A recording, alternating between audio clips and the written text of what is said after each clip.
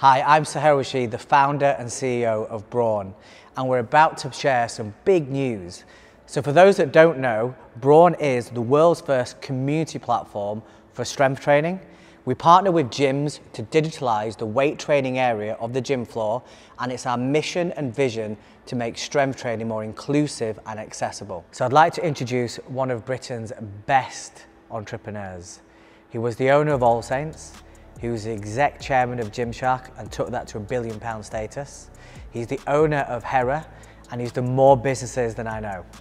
He's Paul Richardson, and he's now the president of Brawn. So Paul, what I want to start with actually is just a little bit more about you and your background in business, what you did before, well, the bits that we don't know. Yeah, how long have you got? Yeah, I mean, my history goes way back into waste management when I was sort of just left school. Family business, skip hire, sort of that sort of thing. Progressed along that with buying companies and growing that organically to be the largest in the West Midlands. Sold that in '89, which is way back, probably before you were born. 4 years old then. Okay. And then started again 3 years later after my covenant had finished and built one that was 4 to 5 times the size of the previous one. Sold that again in 2000, but that had become a waste management company, so different to the normal skip hire type business. We were competing with the big boys in that sort of arena, which was what I always wanted to do. Moved out of that in 2000 and decided I wanted to be more of an entrepreneur with different sort of irons in the fire. So I had a chemical company that removed chemicals. I had one that took petrol forecourts out. You know, all sorts of other different things like that. Moved on from there back into, or went into football, so I became a non-exec at Birmingham City Football Club for my sins with Karen Brady and David Gold and David Sullivan. Then moved on to by All Saints with a friend of mine called Nick Dunn. Again, we built that up and then sold that one. Back into waste management, back into a different area though. It was nappy recycling, so disposable nappies. In fact, instrumental in inventing and bringing to the UK the first and only waste nappy recycling process in the world. Became number 2 in the world in that field, which is, you know, something to be said. Number 2 in the world for nappies. Nappy recycling. And then went back into normal waste management. Met the guys from Gymshark in late 13, 14, and then that sort of part is quite well known. Yeah.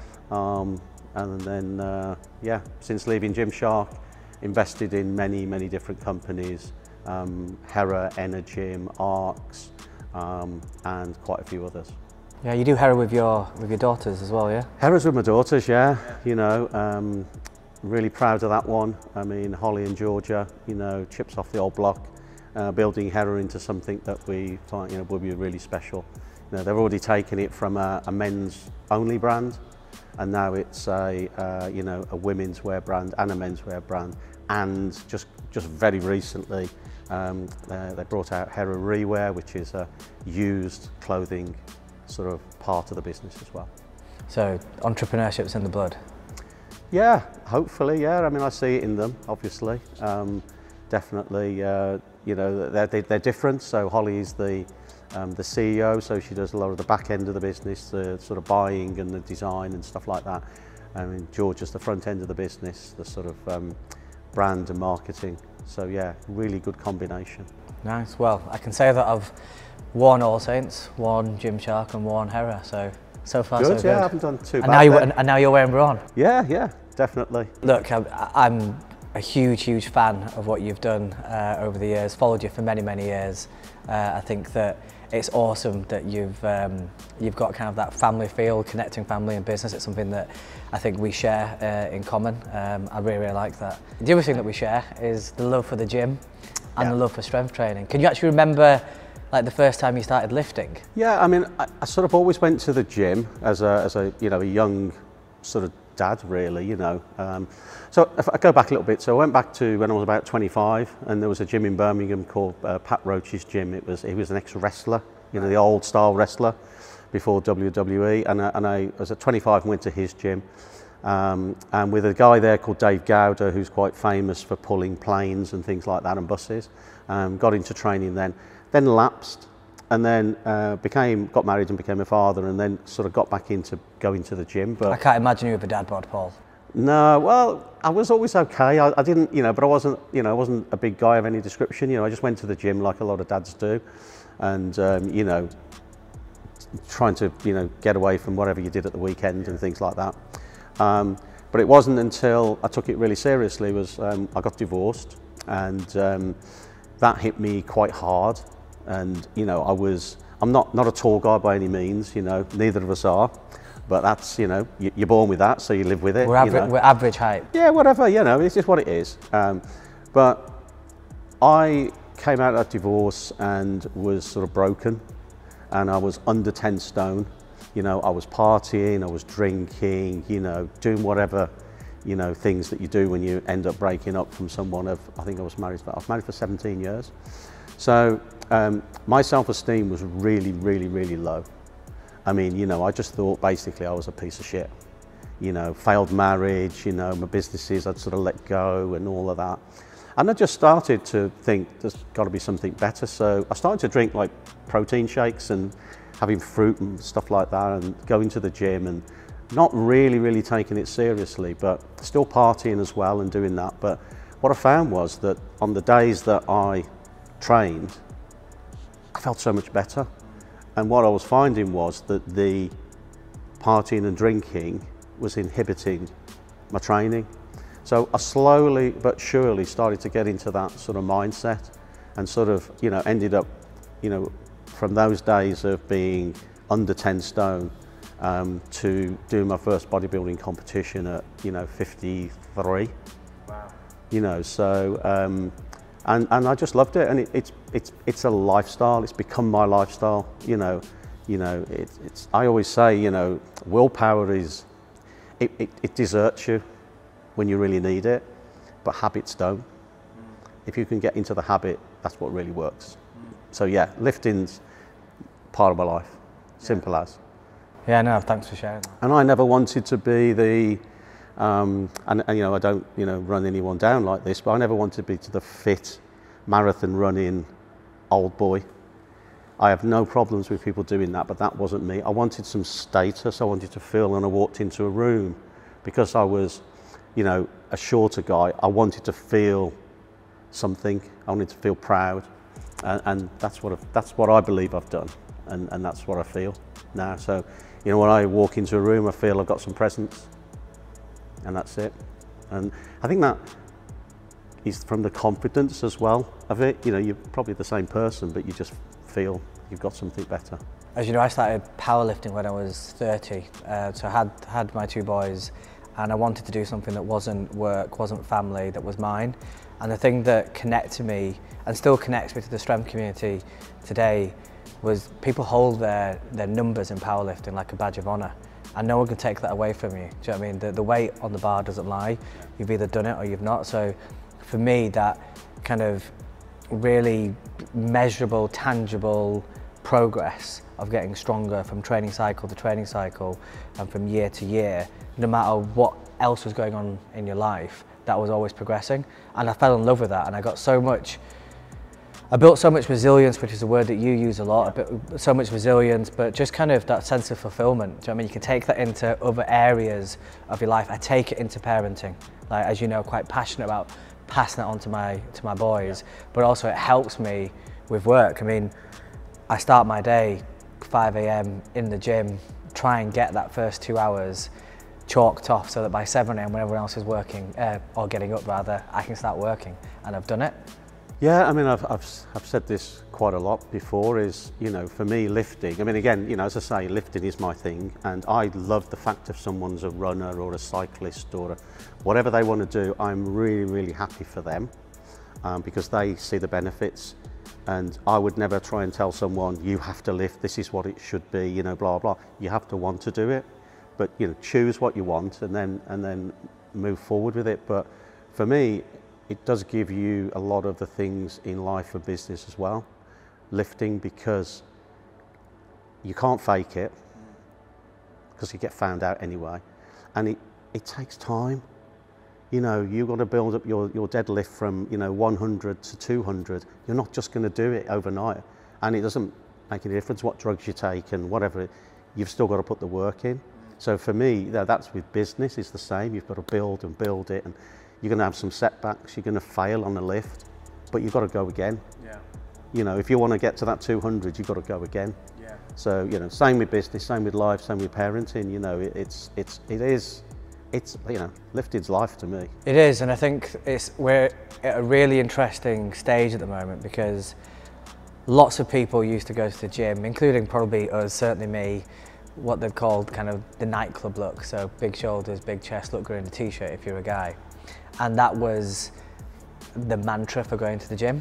And you've now got people like Dr. Peter Attia, Dr. Gabby Lyon, Lane Norton, Dr. Huberman, many, many others that are using new science-backed evidence and research to say that actually lifting weights and strength training is not just about looking good and feeling good and moving better, but longevity and health span, which I think is massively important. So by health span, for those that don't know, we're not talking about how long you live, but the quality of life whilst you're alive. And my first question is, do you believe in that science-backed data? What's your personal experience with it? It's something that I've only recently seen. So again, being a bit older than you, you're very conscious of different things. And the sort of mantra before was be fit, be able to run X miles and do this and do that. And I believe from reading and listening to podcasts now on those various people, and I do look at people who've got to back it up with science for me. I don't do bro science, I don't do just because someone said. That seems to be coming through now, and it seems quite logical, because again, our bone structure is our bone structure, and I believe that's your scaffolding in your body, and you are going to have different bone density and things like that, but getting away from the technical side of that is your movement and your mobility will come from your muscles, and obviously your mind being able to tell your muscles what to do. My mother's 92, and she's gone from 7 years ago driving her car and going into shops and doing things to now where, because she stopped moving and she started to watch TV sitting around, she now literally can't move, and she has to be helped into bed, she has to be helped to go to the toilet, and she has to help to do things. Yeah. And she bitterly regrets that. And that's all about not moving around to sort of keep moving, in a sense. But yeah, for me, I know and I feel far better than I've ever felt. And now, sort of weight-wise, I mean, I'm 97 kilos constantly 97 kilos. I don't diet particularly. I know what I eat. I don't count calories. I know it from habit of where I am. So again, so for me, I eat right. My lifestyle is to hardly drink, but that's my choice. I don't tell people not to drink, but that's my choice of what I do. Because again, it would slow my progress down, as I think. So I want to give it every single chance as much as possible and still enjoy my life, but make sure that, I'm doing the right thing in my head. And this is the playground, the passion. Obviously, from my history, myself and my team built probably the best, I would class it as the best gym in the world. This is Gymshark Lifting Club. Gymshark Lifting Club. Myself and my team, that was, our idea from day one. It was called Project X. We never told anyone what it was, and we opened it to show them. And, that was just one of the proudest moments I've ever had. But we built that, for the Gymshark staff and community, and it's highly regarded as the best, one of the best gyms in the world. So, from my knowledge there, when I sort of left Gymshark and when I bought my property, I mean, now I wanted a gym because it's my life. So yeah, my gym is over the top, but it's my life. It's, I'll spend money on this rather than anything else. Yeah, no, I mean, it is one of the most impressive home gyms I've ever seen, and I love the sign on the front door. What does it say? Live stronger, live longer? Yeah, that's just my thing, it was just something I picked up somewhere, get stronger, live longer. I mean, you know, look, I'm not a scientist, but I like to read about it. I like to listen to people who I think are credible. You know, over time, I've talked with people like Lane Norton and people like that. Really, you know, good guys, science-backed, you know, and there are some good people out there, including the people you just mentioned that I've listened to already. So for me, it has to be science-backed, but yeah, that's just a bit of a mantra saying of, yeah, I want to live longer, of course you do. And when you get to a certain age, it starts to come into your head. Yeah. I'm telling you now, you know, people can laugh about it, but it starts to come into your head of, okay, how much longer have I got left? You know, so, you know, for me, if you can help, extend that would be fantastic, wouldn't it? You know, but the quality of that can be better by what you put into your day. You know, for me, it has to be right. Yeah. And you know, and I know from, again, listening and talking to various people, one of the biggest areas, you know, consumers for the gym now that people are trying to access is the over 40s. You know, and you know, what we've got here is perfect for them. First of all, going back to the lifting club, great gym. Obviously, we had the Brawn virtual event there in December 2021, which was fantastic, and I think that the community of people at different generations that are getting into lifting is just getting stronger and stronger. All the data that we see now at both kind of gym memberships and also competitive strength athletes, over 40s, over 50s, over 60s, fastest growing demographic, like the most interest in getting into strength training. And there's no bias anymore between men and women. I mean, all the gyms that Brawn are already working with, most of the people that are downloading the app and getting involved in the classes and the small group coaching, it's females over 40s that are wanting to learn how to get stronger safely. You know, it can transcend all ages. I mean, again, we did sort of unofficial competitions at Gymshark, and we had lots of different people in there at the lifting club. And one of the proudest moments that I had in there was we had the under 18s British teams in there for powerlifting, particularly the young girls there. When I was talking to them about, I mean, they were strong. They were like, you know, 50 kilos lifting big weights, embarrassing me and many other, you know, men around, or younger men. But what came across from them was something quite really poignant. Is they said that it doesn't matter what you look like, they wanted to be strong, physically and mentally. So that to me is like just an amazing thing, that, you know, it's not about the body beautiful, the sort of, you know, whatever bikini figure type thing. I mean, that's fantastic as well, but to include other people of shapes and sizes, to me, and ages, is just the best way. Yeah, yeah. No, that to me is a true sport, yeah, a true community, rather than, you know, dropping people into, you know, sort of pens and things like that. It was one of the biggest kind of emotional learning points for me, was going back to powerlifting, because I never did team sport to a high standard. And in powerlifting, you've literally got every shape and size that you can imagine. And everybody has got one thing for that person that's on the platform, which is, have they got their numbers? Did you get your numbers? Remember, every competition, it wasn't who won or who was stronger, it's did you get your numbers? Yeah. Did you get your number? And no matter what the number was, you got it. High fives, hugs, fist pumps. And for me, that's what strength training is. It's about you versus you. And I know that's a phrase that everybody uses quite a lot, but it genuinely is. There's no hiding from it either. You know, you can either lift it or you can't. Yeah. You know, and I think for me, the thing that I was talking about just earlier with, you know, the young girls in particular, and this will apply to young boys as well, with, you know, social media channels, giving the perfect person the perfect body and stuff like that. That now gets changed a little bit to what you achieve rather than what you just look like. Then I think that's only for the better. So, you know, anything that aids that, it's got to be worth it. You're joining Brawn. Yeah. You're coming on board as president to help us with international growth, particularly kind of in the UK, Europe and the States. And obviously we're a tech business, you come from a retail background, you've got your strength training. What excites you the most about Brawn, and what excites you the most about what we can do together? I love forward-looking businesses. So, you know, I've done my waste management and I've done this and done that, and there's very rarely that I go backwards. For me, I've watched Brawn for a long time. You know, we've known each other for quite a long time.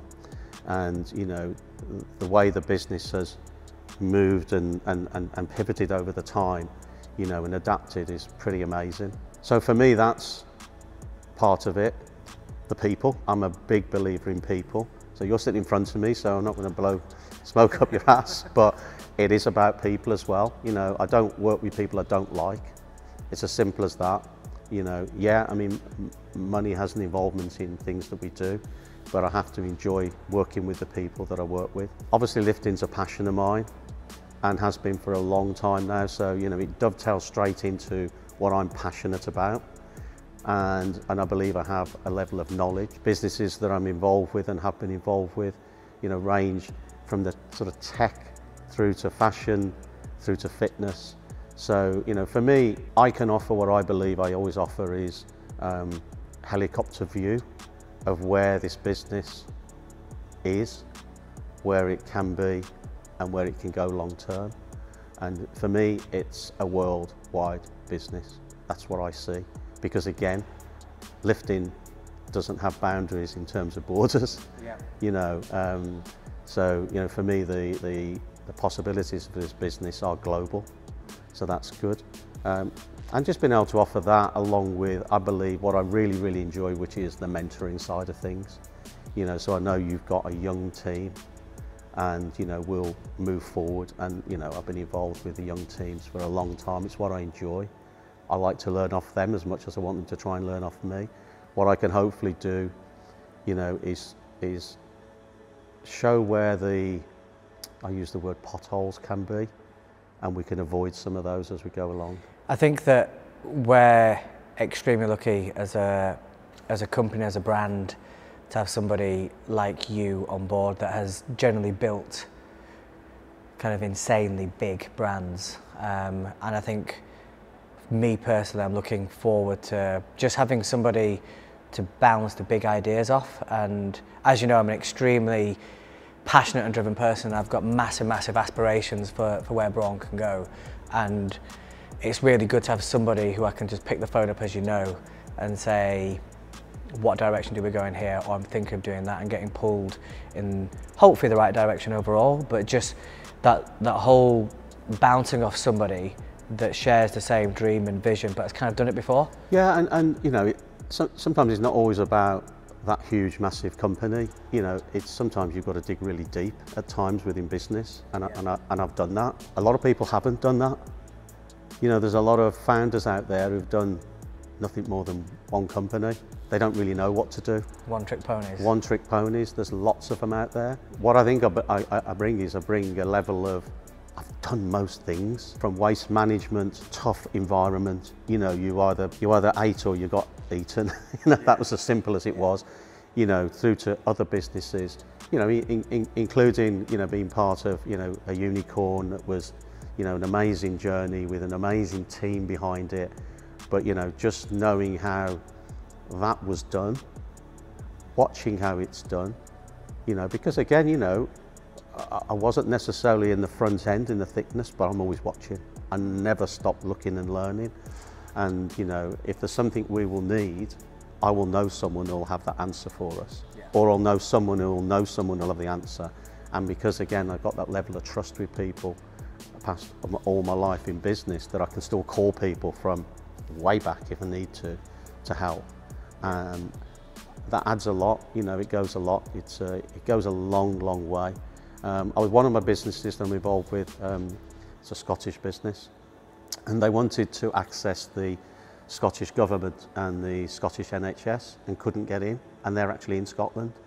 From my nappy recycling no waste days, I had some contacts in the government and in the NHS. I made one phone call. The following day, that Scottish company was talking to the top guys in the government and the top guys in the NHS. because I spoke to the person that I knew, and it was, hi, how you doing? You know, things are great. Oh, what do you want? I want that. Yeah, oh, yeah, no problem. Yeah. Cheers, mate. Bye. And because again, you know, you leave things. You never know on that ladder that you're going to go up. Do not break those rungs, because you don't ever know when you're going to want to come down and have a look again. Yeah. So, you know, I've done a lot of that, but, you know, hopefully that's what we can bring. You said something to me in 2023 last year, which was easily, as you know, from a personal level, one of the hardest years of my life. 90% of founders from 2022 are no longer in business, because 2023 we saw the toughest financial climate for tech businesses, particularly early stage businesses like Brawn. And he said to me once, when I called you in a moment of, are we doing the right thing? And he said, you've got to earn your stripes. And at the end of this year, you'll have earned yours. You'll have got to a stage where you can look back at that tough time and you'll appreciate the better times. And there's people in the team, there's Jen Zweibel, as you know, our COO, who came from an environment at Equinox into a complete startup environment. And those people that stuck with the business, you, Jen, Tom, and the other people around us, that have now helped Brawn become one of the chosen ones. Do you know what I mean? There's not many businesses that have survived this climate in the last 12 to 18 months. And I know this from my property world with the likes of Zoopla. Some of the best businesses come out of a recession, and they come out of tough climates because you're forced to be lean. I think that we saw a lot of businesses raise a lot of money at intangible valuations, unrealistic revenue forecasts, and do you know what I mean? If the money's on the table, take it, fine. But those businesses haven't survived because of those reasons. And I think that Brawn's in a really unique position where we've actually only really just started going. And obviously we've got some big announcements coming in 2024. But on a personal level, I think that the investment, the support, but that bond that you get with that core team from growing from such a hard place will help us get, do you know what I mean? It will help us create the right business with the right culture and the right brand. And I'm genuinely, even though I wouldn't have said it halfway through 2023, I think I'll look back at the last 12, 18 months and be so grateful for the fact that actually that's where we started. We were forced to make really hard decisions and really focus on how do we connect that community of people that enjoy strength training. How do we do that? And I don't think we would have landed in the place that we are now, a B2B software business partnering with big gyms to digitalize weight training to get to that person on the gym floor. Do you know what I mean? We started off as a direct-to-consumer business, as you know, and it forced us, the climate, to get to what I think is a huge, huge opportunity. I mean, you look at the gyms, obviously you don't do cardio, so not in this particular gym, but you look at the gyms, there's been a wealth of kind of investment in wearable, tracking, heart rate, this. Do you know what I mean? You go into the cardio or a spin room, there's so much tech to gamify how hard you're working, and there's nothing around the weight training area. And I've always gone, but that community exists. It's on Instagram or it's in different WhatsApp groups. And that whole opportunity of taking that data, visualizing that personal progress, and then helping connect members with other members and personal training whilst creating value for the gym. It's just a massive gap in the market. And it's one of those things, as you know, we had that aha moment last year where you go, why has no one done this before? And now let's do it really, really quick. Oh yeah, I think you've hit the nail on the head. I mean, I think we've been thinking this for a while. It was how to do it, and I think a couple of announcements that are coming will tell people ended up how it was done. I think it's the ability here to be a B2B business, connecting with the gyms themselves, but then bringing in the community, their community, and there's like thousands upon thousands. I think it's genius, to be honest. Because, you know, it's not just a B2B business, it becomes a B2C directly through their consumer. Giving the lifting community something to help them, and in all the different ways as well, which is good about about Brawn, is it's not just about the heavy lifters and the guys who are, you know, are benching 200 and doing this and doing that. It's not just about those guys. Yeah. You know, It's about the 40-year-old who didn't think she could lift before and wants to try it and was a bit scared before and a bit embarrassed maybe about not knowing what to do, felt on their own. So for me, you know, we know that, you know, certain types of people want to be in a group and that works for them. So this brings them together. You don't have to be in a group to do it, but you know, doing that and being able to analyse that side of it is fantastic. And obviously, you know, which we've found out recently is any other type of training they want, you know, can go through Brawn as well. Yeah. But you know, the focus is on the lifting side. I think it just brings all that and brings a new raft and wave of community that didn't even know they were lifters. But give them 5 years, they'll be thanking Brawn that it ever existed. I think the market's ready, and I'm really, really excited to kind of really look at how we can expand what the offering is inside the gym. I think what we're going to see in gyms over the next 5 years is a period of digitalization that I've seen in other sectors. So you've done waste, I've done property, and the prop tech sector, so estate agents. Do you know what I mean? When there wasn't a property portal, everything was done through newspaper listings, all the way through to now, where you've got every single type of service involved in moving house digitalized. Do you know what I mean? We're going to see the same digital transformation in gyms that we've seen in property, taxis, food delivery. But it has to work, doesn't it? And if you look at, you know, lifting was already there. It's not reinventing lifting, it's reinvented how you do it and how you record it and who you do it with, and it's giving you access to it. So it's taking it. An Uber was a taxi before it was an Uber. It's still a taxi. It's just a much better offering. Yeah. So, you know, they didn't reinvent the taxi, they reinvented the process around it, and this is what this is. Yeah. You know, you've got your Strava, you know, you've got sort of Peloton doing their thing and all people doing different things with tech. But this is, to me, this is the lifting tech. Yeah. And it's not too complicated. It's not got to have specialist equipment left, right and centre. You know, you're not signing up to everything under the sun to be able to do it. You've not got to buy something to wear and buy some special equipment.